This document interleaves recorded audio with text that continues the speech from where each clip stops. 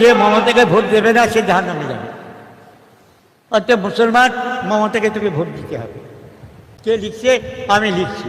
আর ফুরফুরা শরীফের একজন বয়োজ্যেষ্ঠ পীর অনেক আগে 10 বছর আগে বলেছিল যে ইনাকে একবার দেখা হোক, তাই 7 দিবার কথা বলেছিল। সেই 10 বছর আগের কথাটাকে এখন ছড়াচ্ছে। 10 বছর আগে কি ইনি বলেছিল ওয়াকাফের জন্য আন্দোলন দিল্লি গিয়ে কর? 10 বছর আগে বলেছিল কোরআন শেষ হয়ে যাবে? 10 বছর আগে বলেছিল যে রেশনের মাধ্যম দিয়ে প্রসাদ মুসলমানদের খাওয়া? 10 বছর আগে বলেছিল? তখন বলেনি, তাই বলেছিলেন যখন জালিমকে জানার পরে সাথ দেবে সে ইসলাম থেকে বেরিয়ে যাবে। শুনছেন না? এখন বলে কি দেখো, তাকে লিখে দিতে বলো তো যে ওয়াকাফের দুশমন এই রাজ্য সরকার আর ওয়াকাফের দুশমন কেন্দ্র সরকার, এদেরকে সাপোর্ট করা যাবে কিনা ফতোয়া দাও। সেই পুরাতন কথাগুলোকে এখন ছাড়াচ্ছে। শোনেন, ধর্মটা কোনো পীর পীরজাদা আলেম উলামা মুফতির বাবাখালী সম্পদ নয়। ধর্মটা হলো আমিন আল্লাহর।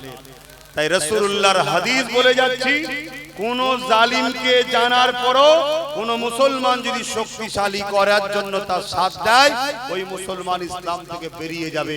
তোমার ভোটে জিতবে, তোমার মাদ্রাসায় গোল্ডুজার চালাবে, তোমার ভোটে জিতে তোমার ওয়াকাফ সম্পদকে দখল করবে, আর তুমি মসজিদ মাদ্রাসা দুশমনকে শক্তিশালী দিয়ে জান্নাত যাওয়া সব করছো। অতএব বোঝো, রুজি রুটি ঘর বাড়ি সবই দরকার, পাশাপাশি এটাও দরকার তুই রাজনীতি করছিস করতে যা, আমার দেখার দরকার নেই। তুই আমার মসজিদে যদি উপকার নাও করিস, দুশমনি করছিস কেন, বিরোধী করছিস কেন? তোর কাছে আমি নেতা হিসেবে মসজিদের আশা করি না, তুই মানুষের রুজি রুটি চাওয়া পাওয়ার কথা বলবি, তাদের অধিকার মিটাবি, এটুকুই আশা করি। কিন্তু তা তো করলি না।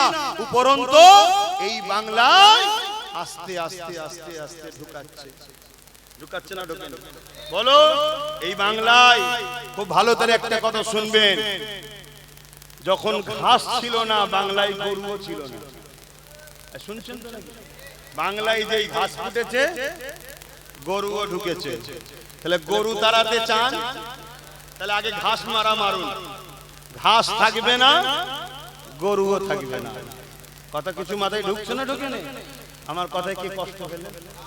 কি গো আব্বাকে কষ্ট পেয়েছেন? একটু বলেন হ্যাঁ কি না, বলবেন তো কষ্ট পেয়েছেন। তাহলে আমার সাথে একমত করা হাত তুলে সাক্ষী দেন। এ কথা তো একমত তো নাকি? হাত নামান।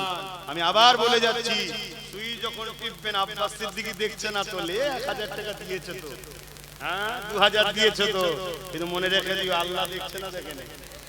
তুমি ওয়াকাফের দুশমনকে ভোট দেবে, আল্লাহ তোমায় সাহায্য করবে, ওর হাতেই আল্লাহ মিটাবে।